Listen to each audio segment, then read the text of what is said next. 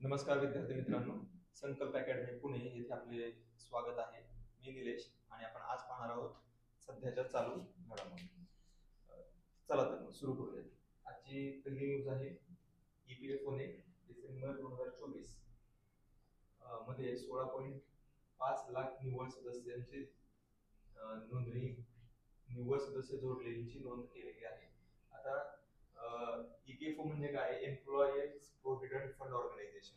म्हणजे ज्यावेळेस एखादा व्यक्ती ऑर्गनाइज सेक्टरमध्ये कामाला लागतो, लक्षात घ्या इथे एक इम्पॉर्टंट मुद्दा आहे की ही न्यूज महत्वाची काय आहे, न्यूज मध्ये इम्पॉर्टंट काय आहे.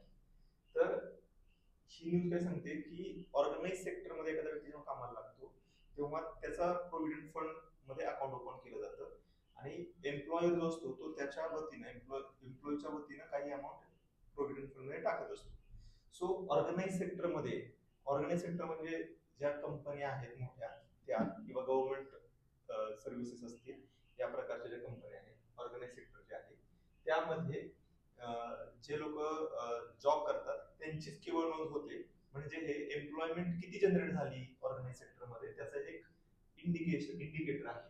मग हे 16.5 लाख नोकऱ्या 2024च्या डिसेंबर एका महिन्यामध्ये 16.5 लाख नोकऱ्या या एका महिन्यामध्ये क्रिएट झाल्या ऑर्गनाइज सेक्टरमध्ये हे दाखवतं. आता यामध्ये सध्या अनऑर्गनाइज सेक्टरचा डेटा यामध्ये रिफ्लेक्ट होत नाही. आता हे काय सांगतंय, औपचारिक रोजगार म्हणजे ऑर्गनाइज सेक्टरमधला रोजगार आणि कर्मचाऱ्यांच्या फायद्यांची वाढती जागरूकता यामध्ये वाढ होत असल्याचं दिसून येते. हे खाते जे वाढले हे काय इंडिकेट करते, काय दाखवते तर की औपचारिक रोजगार वाढतोय.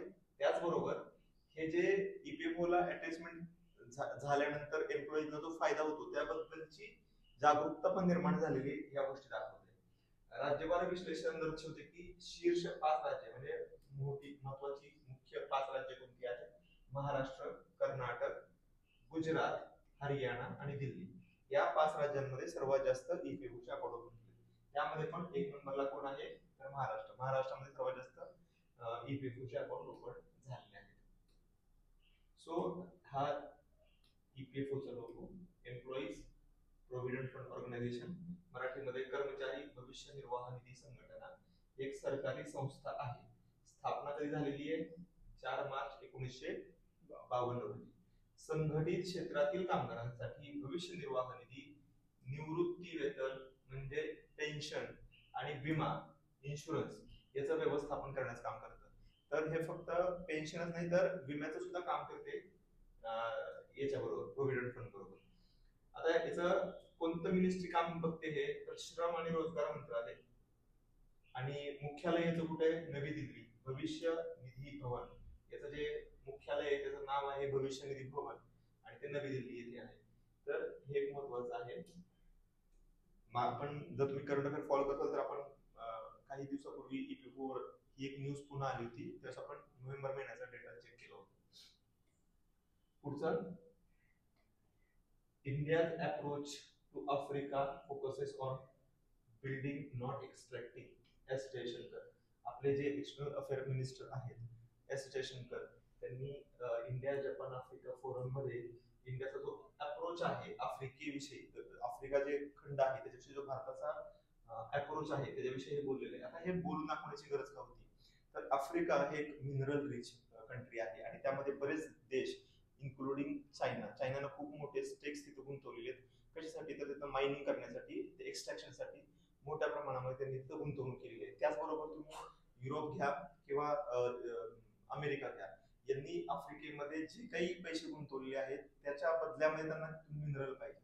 मग युरोपमध्ये तुम्ही जर काही दिवसापूर्वी US एड होते, United state agency for international development जे होतं त्या अंतर्गत पण आफ्रिकेमध्ये जे पैसे दिले जात होते. त्याचबरोबर आपण Bill and Melinda Gates Foundation आपल्याला आफ्रिकेमध्ये काम करताना दिसतं, पैसे देताना दिसतं एडच्या नावाखाली. त्याच्या बदल्यामध्ये त्यांना काय पाहिजे असतं तर एक्स्ट्रॅक्शन करायचं असतं. काय एक्स्ट्रॅक्ट करायचं असतं? तिथले मिनरल्स, तिथले नॅचरल रिसोर्सेस एक्स्ट्रॅक्ट करायचे असतात. मग एस जयशंकर काय म्हणतात की भारताचा अप्रोच हा आफ्रिकेमधून काही एक्स्ट्रॅक्ट करण्याचा नाहीये तर आफ्रिकेमध्ये काहीतरी बिल्ड करण्याचं आहे, म्हणजे आफ्रिकेला काहीतरी देण्याचं आहे ना की काही घेण्याचं. तर भारताचा बघा तुम्ही भारताचा जो आंतरराष्ट्रीय राजकारणामध्ये जो नेहमी अप्रोच असतो तो म्युच्युअल बेनिफिटचा असतो, म्हणजे दोघांना फायदा झाला पाहिजे. तुम्ही अफगाणिस्तानचं उदाहरण घ्या. अफगाणिस्तानमध्ये जे कोणी आलं, रशिया आलं किंवा अमेरिका आलं, जे कोणी आलं त्यांनी तिथं मोठ्या प्रमाणात लुटण्याचं काम केलेलं आहे. पाकिस्तानने पण तिथून लुटण्याचं काम केलेलं आहे, ड्रग्सचा व्यापार चालवलेला आहे. पण भारताने तिथे काय केलं, त्यांची संसद बांधून दिलेली आहे, तिथे डॅम बांधलेले, तिथे रोड बांधलेले. सो भारताचा जो अप्रोच आहे तो नेहमीच हा ह्युमन डेव्हलपमेंट बरोबर कॅपॅसिटी बिल्डिंगचा, त्याचबरोबर इन्फ्रास्ट्रक्चर डेव्हलपमेंटचा असतो.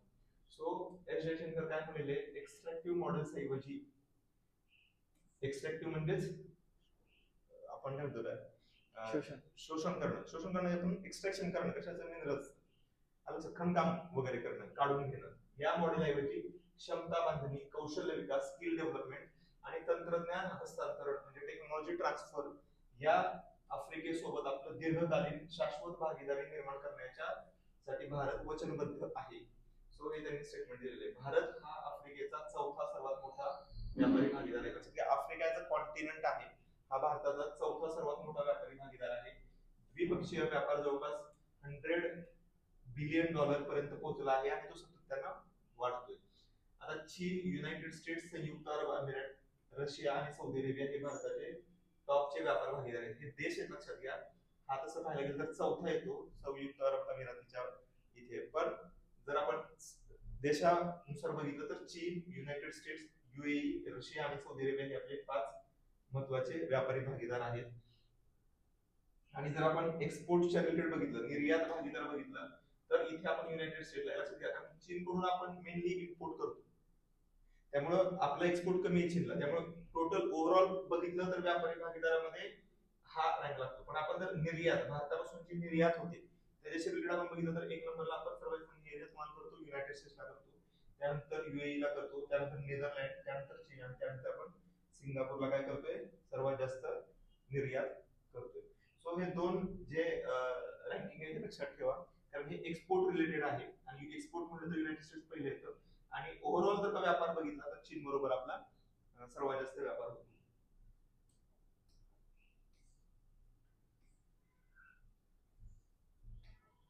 पुढचं, आसाम ऍक्ट ईस्ट पॉलिसीचे केंद्र म्हणून काम करू शकते. कोण म्हणलेलं आहे? External affair minister Jaishankar, S Jaishankar म्हणलेले.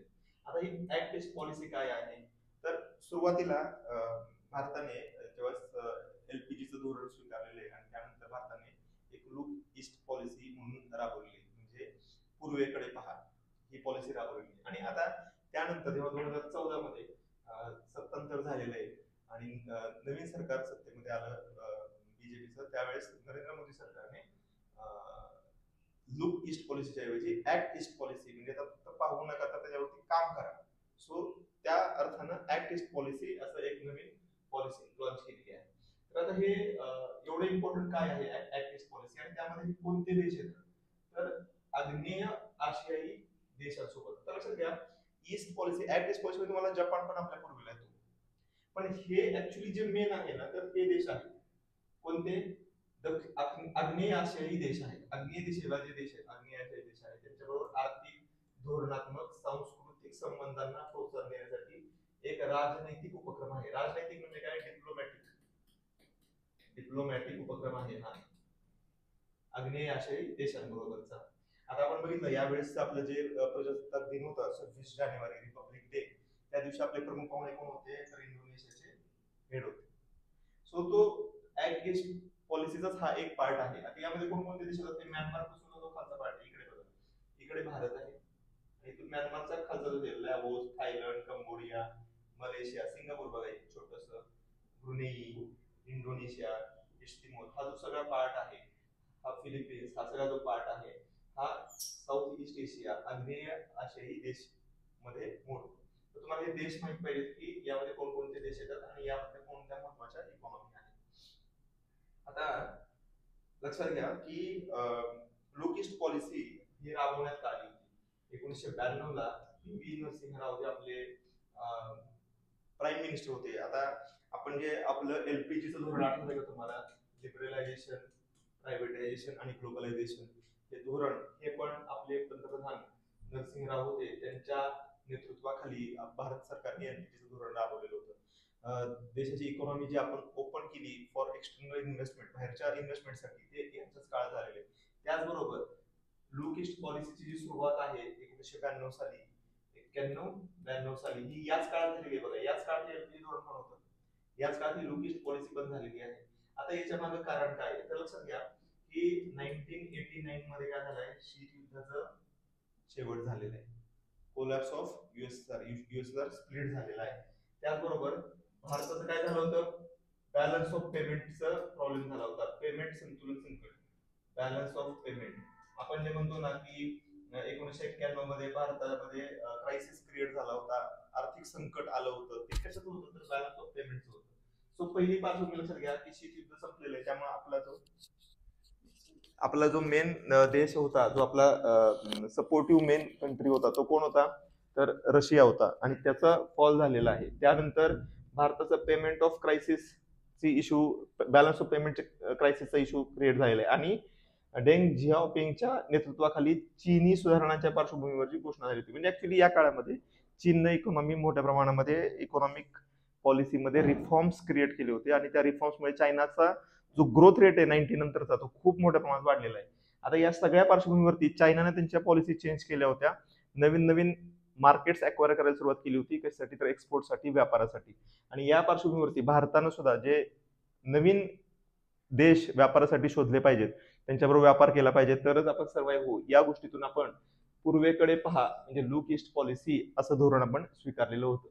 आता याच धोरणाचं जे आपण अपग्रेडेशन केलेलं आहे हे नोव्हेंबर 2014 मध्ये आपण ऍक्ट ईस्ट पॉलिसीचं केलेलं आहे, म्हणजे नेक्स्ट व्हर्जन म्हणू आपण, नाही का, लुक ईस्ट पॉलिसी 2.2 म्हणजेच ऍक्ट ईस्ट पॉलिसी आपण म्हणू.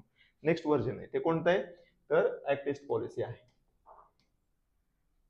पुढे Stalin calls for all party meet on March 5 says delimitation affects all of South India. So आता तुम्हाला गेल्या काय पुढचे काही दिवस बहुतेक न्यूज चॅनलवरती किंवा प्रिंट मीडियामध्ये तुम्हाला ही न्यूज पाहायला मिळेल. आता हे स्टॅलिन कोण आहेत तर हे तमिळनाडूमध्ये डीएमके ची पार्टी आहे, द्रविड मुन्नेत्र कझगम म्हणून एक पार्टी आहे, त्याचे जे हेड आहेत किंवा चीफ मिनिस्टर आहेत तमिळनाडूचे ते आहेत स्टॅलिन. तर त्यांनी हा मुद्दा मांडलेला आहे, त्यांनी ऑल पार्टी मीट बोलवलेली आहे. कशासाठी तर डिलिमिटेशन कमिशन जे आता स्थापन होणार आहे त्याच्या पार्श्वभूमीवर त्यांनी काही शंका उपस्थित केल्यात का, आणि त्या शंका उपस्थित केल्या त्या आपल्याला पाहिजेत. आता पहिल्यांदा आपण बघूया हे डिलिमिटेशन म्हणजे काय. एखाद्या देशात किंवा विधानमंडळ असलेल्या प्रांतामध्ये प्रादेशिक मतदारसंघाच्या सीमा निश्चित करण्याची कृती.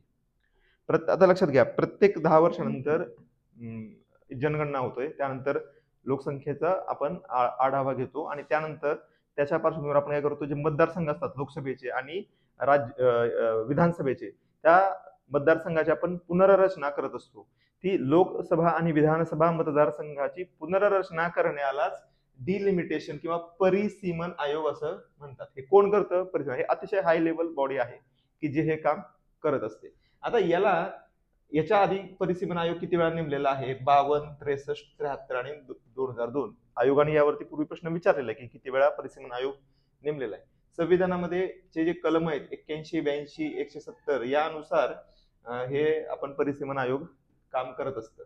आता मेन मुद्दा हा आहे की हे का केलं जातं, तर यामध्ये एक आहे की 1% वोट जे आहे ते सगळ्यांना इक्वल असलं पाहिजे. एखाद्या भागामध्ये जर का लोकसंख्या जास्त असेल, दुसऱ्या भागात लोकसंख्या कमी असेल, तर जिथं जास्त लोकसंख्या आहे तिथे जर तुम्ही 1 वोट दिलं आणि कमी लोकसंख्येला पण 1 वोट दिलं तर त्या कमी लोकसंख्येच्या लोकांची वोट पॉवर जास्त होईल. सो इक्वल डिस्ट्रीब्युशन करण्यासाठी वोटिंगचं डिलिमिटेशन किंवा परिसीमन आयोगचा एक्झरसाइज केला जातो. पण याचे काही तोटे पण आहेत. भारताने स्वतंत्र झाल्यानंतर लोकसंख्या कमी करण्यासाठी धोरणं राबवली. आता यामध्ये जे साऊथ इंडिया म्हणजे तमिळनाडू, कर्नाटका, केरला या राज्यांनी लोकसंख्या कमी करण्यासाठी ऍक्टिव्हली प्रयत्न केले आणि लोकसंख्या कमी केली.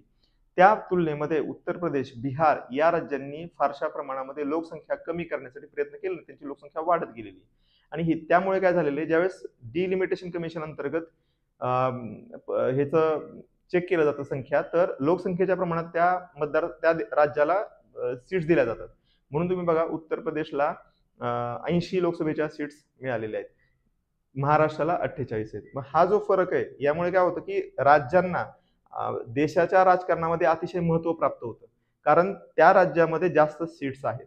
त्या तुलनेमध्ये तुम्ही जर साऊथ मध्ये गेलात, तमिळनाडूकडे 39 सीट्स आहेत, पण त्यांना तेवढं महत्व प्राप्त होत नाही, कारण 2 तमिळनाडू घातले तरी सुद्धा तुम्ही उत्तर प्रदेशची बरोबरी नाही करू शकत. म्हणजे काय की त्यांनी त्यांचे लोकसंख्या नियंत्रणाचे नियम व्यवस्थित राबवले नाहीत, आणि तरी सुद्धा त्यांना त्याचा फायदा होतोय, कारण त्यांना आता जास्त सीट्स मिळत आहेत, आणि पंतप्रधान कोण होणार हे नॉर्थ मधले काही स्टेट्स ठरवतात, कारण त्यांची लोकसंख्या जास्त आहे.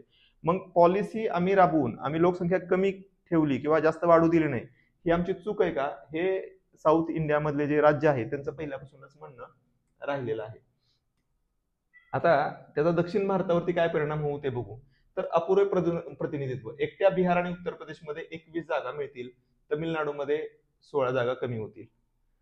उत्तरेकडील राजकीय पक्षांच्या शक्तीत वाढ, म्हणजे आता समाजवादी पार्टी एक पक्ष आहे, तो एकाच राज्यामध्ये, तर तिथे जर का 100च्या वरती जागा गेल्या तर समाजवादी पार्टीचे 50% निवडून तरी 50 खासदार होणार आहे.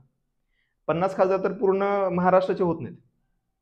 हा फायदा झाल्यामुळे काय होतं की लोकसभेमध्ये उत्तरेकडील जे राज्य आहेत त्यांची खासदारांची संख्या जास्त होणार आहे, म्हणजे त्या राजकीय पार्टींचं आंतरराष्ट्रीय आणि राष्ट्रीय राजकारणामध्ये प्राबल्य होणार आहे, महत्व वाढणार आहे. आणि तिसरं अपुरा निधी, दक्षिणेकडील राज्य निधी आणि प्रतिनिधित्व गमावतील. का, तर तुम्हाला माहिती आहे की एक फायनान्स कमिशन असतं, आणि फायनान्स कमिशन ज्या गोष्टीच्या आधारे राज्यांना फंड देतं त्यामध्ये लोकसंख्या हा एक क्रायटेरिया असतो. त्यामुळे उत्तर प्रदेश, बिहार यासारख्या कमी प्रगती करणाऱ्या राज्यांना मोठ्या प्रमाणामध्ये लाभ मिळतो, कशाचा, तर फायनान्स कमिशन थ्रू. त्यामुळे ह्या डिलिमिटेशन कमिशन त्याचबरोबर फायनान्स कमिशन या दोन जे की संविधानिक गोष्टी आहेत, त्याच्यामुळे ऍक्च्युली ज्या राज्यांनी लोकसंख्या धोरण व्यवस्थित राबवलेलं नाहीये तरी सुद्धा त्यांना त्याचा फायदा होतोय, आणि हे संविधानिक आहे.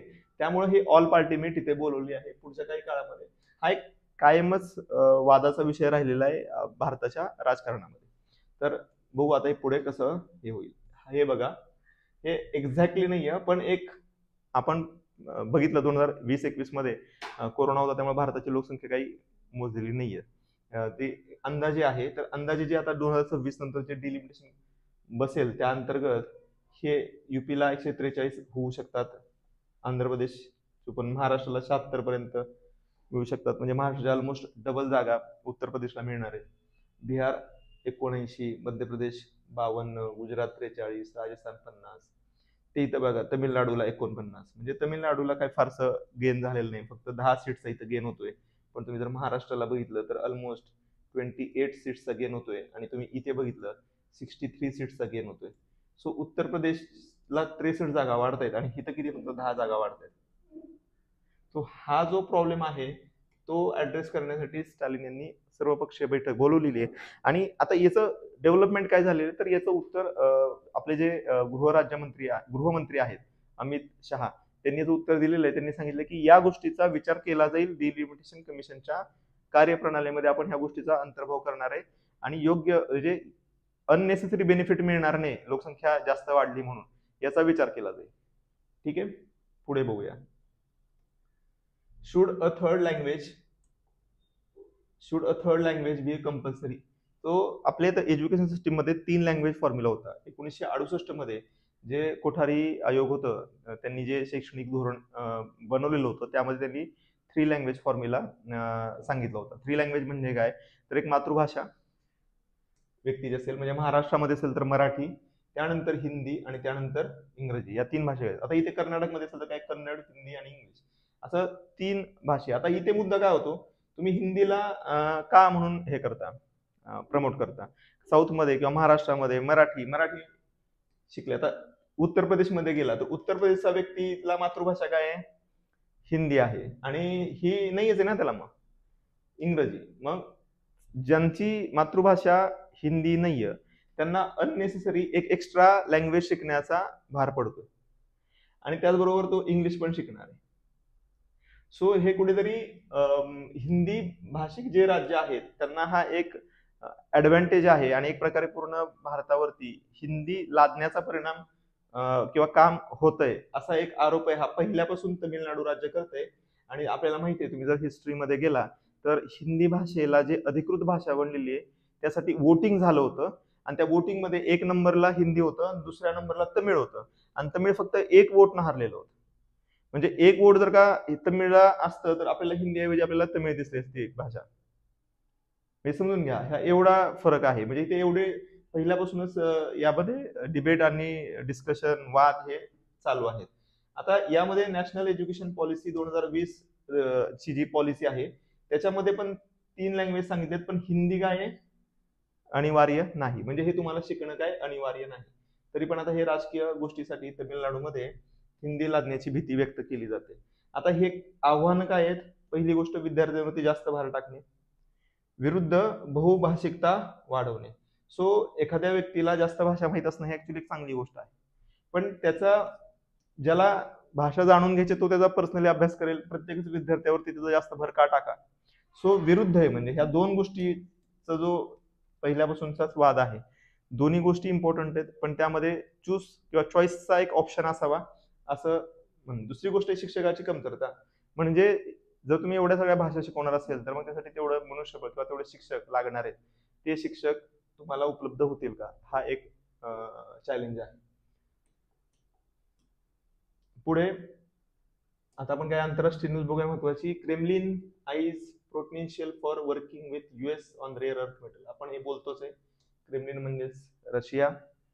आणि रशिया काय म्हणते आता की अमेरिकेबरोबर मिळून आम्ही रेअर अर्थ मेटल्स वरती काम करू. न्यूज बघा तुम्ही. Kremlin says Russia has lots of rare earth metals that US needs and is open for cooperation. So युएसला जे लागणार आहेत रेअर अर्थ मेटल्स, तुम्हाला तर माहितीच आहे की अमेरिका आणि चायनामध्ये थोडं कॉम्पिटिशन आहे टेक्नॉलॉजी आणि इलेक्ट्रॉनिक गॅजेट्स आणि आता जे नवीन AI तंत्रज्ञान आलंय त्यामध्ये. आणि ह्या सर्व लेटेस्ट गोष्टी आहेत त्यासाठी काय लागतं तर त्यासाठी रेअर अर्थ मिनरल्स लागतात. आणि रशिया म्हणते की आमच्याकडे भरपूर आहेत, आम्ही अमेरिकेला द्यायला त्याबद्दल कॉपरेट करायला तयार आहे. सो दुसरी न्यूज काय, ट्रम्प काय म्हणतो युक्रेनला, may be Russian someday. Trump claims Ukraine may be Russian someday. म्हणजे तो म्हणतो की भविष्यात कदाचित युक्रेन हा रशिया होईल, रशियाचा पार्ट होईल. As he eyes Kyiv's rare earth minerals. Kyiv म्हणजे कोण? ही राजधानी कोणाची? युक्रेनची. कारण जे युक्रेनचे रेअर अर्थ मिनरल्स आहे त्याच्यावरती त्याचं लक्ष आहे. weapons, war and minerals. France also eyes on Ukraine's resources. So ते नाही का एक भाकरीचा तुकडा आहे आणि सगळेजण ते ऑल डॉग्स आर बाईट नाही का त्यांचा एक पाय घेण्यासाठी भांडणं करतायत, अशी परिस्थिती झालेली आहे. प्रत्येक राज्याला हे युक्रेनच्या पासून काहीतरी पाहिजे आणि ते काय पाहिजे तर त्यांचे रिसोर्सेस पाहिजेत आणि त्यासाठी चाललेली भांडणं आहेत. सो ज्या दोन कट्टर शत्रू आहेत रशिया अँड US, आता जे काही झालं गेल्या काही महिन्यामध्ये मी म्हणणाऱ्या भल्या मोठ्या जिओ पॉलिटिकल एक्सपर्ट्सला समजायचं बंद झालेलं आहे. नो बडी थॉट, कुणीच असा विचार केला नव्हता की रशिया आणि USA एकत्र येतील. आणि त्यामुळे जिओ पॉलिटिकल सगळ्या गोष्टी तुम्ही बघा की आता ह्या एवढं इम्पॉर्टंट काही आंतरराष्ट्रीय घटना नसतात, आपलं जेवढं काम असेल ते थोडंफार आपण बघतोय. पण तुम्ही बघा की पूर्ण युरोपियन युनियन आहे, त्यांच्या हेड सहित त्यांचं पूर्ण डेलिगेशन घेऊन नरेंद्र मोदींना इथे भेटायला आलेले. सो जे आधी म्हणत होते की Europe is a garden and all other countries are forest आणि युरोप हे गार्डन आहे असं म्हणणारे हे लोक आहेत. ह्या चेंज झालेल्या सिच्युएशनमुळे आज ते भारतामध्ये येत आहेत आणि भारतामध्ये सांगतात की आमच्या बरोबर व्यापार करा. तुम्हाला भविष्यामध्ये दिसेल की ते भारताला बऱ्याच गोष्टी सांगतील की आपले विजाचे नॉर्म्स कमी करतील, आपल्याला बरेच कन्सेशन देतील किंवा युरोपमध्ये या काम करा अशी तुम्हाला लालच देतील. कशासाठी लालच दिलं जाईल तर आमच्या बरोबर व्यापार करा. का? कारण युएसने काय केलं, युरोपवरती 25% टॅरिफ लावलेला आहे. त्याचबरोबर रशिया बरोबर त्यांनी जुळवून घेतलेले. सो आता युरोपला जाण्यासाठी कोणता मार्ग राहिलेला नाही. ऑलरेडी ब्रिटन आहे ते युरोमधून बाहेर पडलेले आहे. त्यानंतर आता भविष्यामध्ये तुम्हाला फ्रान्स पडताना दिसेल. इथे बघा हे आता पण तुम्हाला पुढच्या काही काळामध्ये तुम्हाला फ्रान्स बाहेर पडताना दिसेल, कारण त्याचे इंटरेस्ट पण आहेत. तो युरोपसाठी स्वतःचे इंटरेस्ट का हे करेल. जर्मनमध्ये ऑलरेडी प्रो अमेरिकन एक पार्टी आहे, ती पॉवर गेन करायला लागलेली. त्यांचे खासदार म्हणजे त्यांच्या खासदारांची संख्या वाढत चाललेली आहे. भविष्यामध्ये तुम्हाला जर्मनी सुद्धा बाहेर पडताना दिसेल. आणि जर्मनी, फ्रान्स आणि इंग्लंड जर बाहेर पडले तर उरलेल्या युरोपला काही अर्थ शिल्लक राहत नाही फारसा. त्यामुळं हे जे जिओ पॉलिटिकल चेंजेस झालेले आहेत हे पाहण्यासारखे आहेत. पुढची न्यूज बघा. Bill on simultaneous polls will fail legal challenges, former CJI tells house panel. आता ही न्यूज आहे आणि काय आहे न्यूज समजून घ्या की पूर्ण देशामध्ये वन नेशन वन इलेक्शन करण्याचा एक प्लॅन आहे. आता हे कशासाठी, तर तुम्ही बघा प्रत्येक वेळेस कोणत्या ना कोणत्या राज्यामध्ये भारतामध्ये इलेक्शन चालू असते. सो जे पॉलिटिकल पार्टी त्यांचं कायम एकच काम राहतं, ते म्हणजे राजकारण करणं, स्टेटमेंट देणं, वातावरण गरम ठेवणं. आणि त्यामुळे जे डेव्हलपमेंटल वर्क्स आहे त्याच्याकडे दुर्लक्ष होतं. आणि यामुळे भारतामध्ये वन नेशन वन इलेक्शन घ्यावी असा एक प्लॅन आहे. या प्लॅनचे काही पॉझिटिव्ह आहेत, तसे काही निगेटिव्ह पण आहेत. भारतासारख्या डायव्हर्स कंट्रीमध्ये एकाच वेळेस सगळ्या गोष्टी घडवून आणणं थोडं अवघड आहे. तर याच्यावरती अभ्यास करण्यासाठी माजी राष्ट्रपती जे रामनाथ कोविंद आहेत यांच्या अध्यक्षतेखाली केंद्र सरकारने वन नेशन वन इलेक्शन साठी एक उच्चस्तरीय समिती नेमलेली होती. तर हे आपल्यासाठी इम्पॉर्टंट आहे. कोणाच्या अध्यक्षतेखाली? रामनाथ कोविंद यांच्या अध्यक्षतेखाली वन नेशन वन इलेक्शन साठी एक उच्चस्तरीय समिती नेमली. आता या समितीने काय केलं, शिफारस केली की तुम्ही घ्या, एकाच वेळेस मतदान घ्या, अशी शिफारस या समितीने केलेली आहे. आता ही शिफारस केल्यानंतर जे आपले स्पीकर आहेत लोकसभेचे ओम बिर्ला यांनी भाजप खासदार आणि मंत्री पी चौधरी यांच्या अध्यक्षतेखाली एक 39 सदस्यांची JPC joint parliamentary committee JPC स्थापन केली आहे. आता या जेपीसीने काही लिगल ओपिनियन मागितले की बाबा हे जे रिपोर्ट आहे, तर जेपीसी काही एक्सपर्ट लोकांना बोलवतं आणि विचारतं की आम्ही हा जर कायदा बनवला तर याला काही प्रॉब्लेम येतील का, उद्या कोर्टमध्ये कोणी गेलं तर हे कोर्ट ह्याला स्ट्राईक डाऊन करू शकतं का. सो जीपीसीकडे खूप पॉवर असते त्या बाबतीमध्ये, कारण हे उच्चस्तरीय आहे. यामध्ये ऑलमोस्ट सर्व महत्वाच्या सर्व पॉलिटिकल पार्टीचे यामध्ये मेंबर असतात. तर या जेपीसीनी लीगल ओपिनियन कोणाकडे मागितलं, तर लीगल ओपिनियन मागितलं की आपले जे चीफ जस्टिस आहेत, माजी चीफ जस्टिस आहेत, त्यांच्याकडे काय मागितलं, लीगल ओपिनियन मागितलं. आणि त्यांनी असं सांगितलं की या बिलला जर कोर्टमध्ये चॅलेंज केलं तर हे बिल पास होऊ शकणार नाही, याला प्रॉब्लेम येतील. ठीक आहे, तर ही ती न्यूज आहे. तर आता ही भविष्यामध्ये जेव्हा डेव्हलप होईल आणि आपल्याला ज्यावेळेस रिअलमध्ये हे येईल वन नेशन वन इलेक्शन, त्यावेळेस आपल्याला एक्झॅक्टली समजेल की कोर्टमध्ये केस आल्यावरती कोर्ट त्यावेळेस सुप्रीम कोर्ट काय त्यावरती निर्णय देत आहे. पण एक प्रकारे ह्याला फुल प्रूफ बनवण्याचा प्रयत्न चाललेला आहे. सो कोर्टामध्ये ती गोष्ट स्टँड व्हावी. पुढे बघूया. AI has an environmental problems. हा एक महत्वाचा अतिशय महत्वाचा इश्यू आहे. आता बघा, पहिली गोष्ट, एआयच्या हार्डवेअर मध्ये जे वापरले जातात त्या धातूंचं खाणकाम आणि उत्पादनामुळे मातीची धूप आणि प्रदूषण होते. आपण बघितलं वरच, रेअर अर्थ मिनरल्स जमिनीतूनच काढावं लागणार आहे, खाणकाम होणार आहे, त्यासाठी प्रदूषण होणार आहे. खाणकाम करतो म्हणजे मातीचं प्रदूषण आहे. त्या आपल्याला मिनरल्स जे मिळतात ते काही एकदम प्युअर फॉर्म मध्ये मिळत नाही, त्याच्यावरती प्रोसेस करावं लागणार आहे, एक्सट्रॅक्शन करावं लागणार आहे. ह्या सगळ्या गोष्टीसाठी एनर्जी लागणार आहे. त्यामध्ये एअर पोल्युशन होणार आहे, त्यामध्ये काही बाय प्रोडक्ट्स बाहेर पडणार आहे, पोल्युटन्स बाहेर पडणार आहे, त्यामुळे हवेचं प्रदूषण होणार आहे. सो जमिनीची धूप पण होणार आहे आणि एअर पोल्युशन वॉटर पोल्युशन पण होणार आहे. दुसरी गोष्ट आहे, बऱ्याच इलेक्ट्रॉनिक वस्तूंचा रिसायकल केलं जात नाही, फारसं रिसायकल चांगल्या पद्धतीने होत नाही, आणि त्यामुळे इलेक्ट्रॉनिक जे वेस्ट आहे हे मोठ्या प्रमाणामध्ये एक प्रॉब्लेम क्रिएट झालेला आहे आता सध्या पूर्ण जगापुढेच. तिसरं आहे, एआय साठी संगणक प्रणालींना ऊर्जा लागते. आपण जे आता चॅट जीपीटी वापरतो आणि आपण गुगल करतो आणि आपल्याला रिझल्ट येतो, आणि तोच आपण चॅट जीपीटी जेव्हा रिझल्ट येतो, तर चॅट जीपीटी हे ऑलमोस्ट 10x जास्त एनर्जी कंझ्युम करतं गुगलच्या सर्च पेक्षा. सो एआय ला काय आहे की एआय ला सर्व कामं करण्यासाठी जास्त ऊर्जा लागते, आणि ही ऊर्जा निर्माण जी होते, आपण जर भारतामध्ये आपली मेजॉरिटी ऊर्जा ही फॉसिल फ्युएल पासून जनरेट होते. भारतातच नाही, तुम्ही युरोपमध्ये जावा किंवा जगात कुठेही जावा, मेजॉरिटी जी एनर्जी आहे ती फॉसिल फ्युएलच्या कंबशन मधून क्रिएट होते. आपण आता जस्ट नवीन चाललेलो आहे रिन्युएबल एनर्जीकडे, अजून ते अचीव्ह नाही झालेलं. सो ज्यावेळेस ही मोठ्या प्रमाणात ऊर्जा लागणार आहे, ही ऊर्जा कशापासून बनणार आहे, फॉसिल फ्युएल. फॉसिल फ्युएल म्हणजे काय, तुम्ही कोळसापासून बनवताय, खनिज तेलापासून बनवताय. तर ह्याच्यासाठी तुम्हाला मॅन्युफॅक्चरिंग आणि ह्याच्या प्रोडक्शन मध्ये, त्या प्लांट बनवण्यामध्ये सगळ्यामध्येच मोठ्या प्रमाणामध्ये प्रदूषण होणार आहे, आणि एक्स्ट्रा ऊर्जा लागणार म्हणजे एक्स्ट्रा प्रदूषण होणार आहे. सो हे हाय एआय मॉडेल्स बनवण्यासाठी, संगणक प्रणाली बनवण्यासाठी मोठ्या प्रमाणामध्ये एनर्जी लागते. आता इंटरनॅशनल एनर्जी एजन्सी जी आहे त्यांनी असा अंदाज व्यक्त केला की 2026 पर्यंत डेटा सेंटर, क्रिप्टोकरन्सी आणि आर्टिफिशियल इंटेलिजन्स द्वारे विजेचा वापर जो आहे तो वार्षिक जागतिक ऊर्जा वापराच्या 4% पर्यंत पोहोचू शकतो. म्हणजे जगामध्ये जी सगळी ऊर्जा वापरली जाते त्याच्या 4% ऊर्जा ही फक्त तुम्हाला डेटा सेंटर्स, क्रिप्टोकरन्सी आणि आर्टिफिशियल इंटेलिजन्स साठी लागेल. लक्षात घ्या, यामध्ये पूर्ण कम्प्युटर क्षेत्र नाही म्हणलेलं त्यांनी. डेटा सेंटर्स म्हणजे आपण जे गुगलचे डेटा आहेत, आपण जे गुगलवरती ठेवतो, गुगल ड्राईव्ह वगैरे सर्व माहिती जी आहे ही डेटा सेंटर्स मध्ये असते. क्रिप्टोकरन्सी आपण बिटकॉइन जे म्हणतो, तर बिटकॉइन तुम्हाला माहितच असेल की हे प्रूफ ऑफ वर्क वरती चालतं. आणि तुम्ही ऐकलं असेल की बिटकॉइन माइन करावं लागतात आणि माइन करण्यासाठी मायनिंगसाठी खूप मोठ्या प्रमाणामध्ये एनर्जी लागते, वीज लागते खूप मोठ्या प्रमाणामध्ये मायनिंग करताना. तर ही जी एनर्जी आहे ह्याच्यामुळे काय होणार आहे, प्रदूषणच होणार आहे. सो बिटकॉइन मायनिंग हे खूप एनर्जी कंझ्युम करणारी टेक्नॉलॉजी आहे एक प्रकारे. येस येस, एनर्जी म्हणजे हीट पण आली, हीट पण प्रोड्यूस होते. मग ते हीट झालेलं कमी करायला तुम्हाला कूलिंग करावं लागणार आहे. कूलिंगसाठी पण तुम्हाला परत एनर्जी लागणार आहे. मोठे मोठे एसी लागतात आणि या सगळ्यासाठी काय खूप मोठ्या प्रमाणात एनर्जी लागते. सो हे प्रूफ ऑफ वर्क आणि हे बिटकॉइन याच्यामुळे एकंदरीत काय होतंय, मोठ्या प्रमाणामध्ये ऊर्जा लागते. आता ही 4% ऊर्जा म्हणजे आपण किती होते समजून घ्या. तर पूर्ण जपान आहे, पूर्ण जपान या देशाला जेवढी ऊर्जा लागते तेवढी ऊर्जा फक्त तुम्हाला हे क्रिप्टोकरन्सी डेटा सेंटर आणि आर्टिफिशियल इंटेलिजन्स लागणार.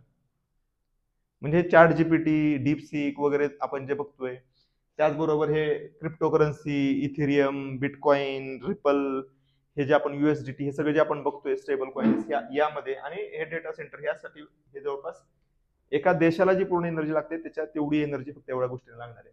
त्यामुळे आपण जे म्हणतो AI जे आहे त्याच्यामध्ये ऍक्च्युली एन्व्हायरमेंटल प्रॉब्लेम्स खूप आहेत. हे all that glitters is not gold, सगळं चककते सोनं नसतं, त्याचे काही साईड इफेक्ट्स पण आहेत. सो अनलेस अँड अंटिल एक रिन्युएबल आणि एक सस्टेनेबल एनर्जी सोर्स आपल्याला मिळत नाही तोपर्यंत हे AI ऍक्च्युली प्रदूषणामध्ये भर टाकणार आहे, ते कमी नाही करणार आहे. तर हे महत्वाचे न्यूज होते आजच्या. तुम्हाला व्हिडिओ आवडला असेल तर लाईक करा, शेअर करा आणि चॅनलला सबस्क्राईब करा. थँक्यू.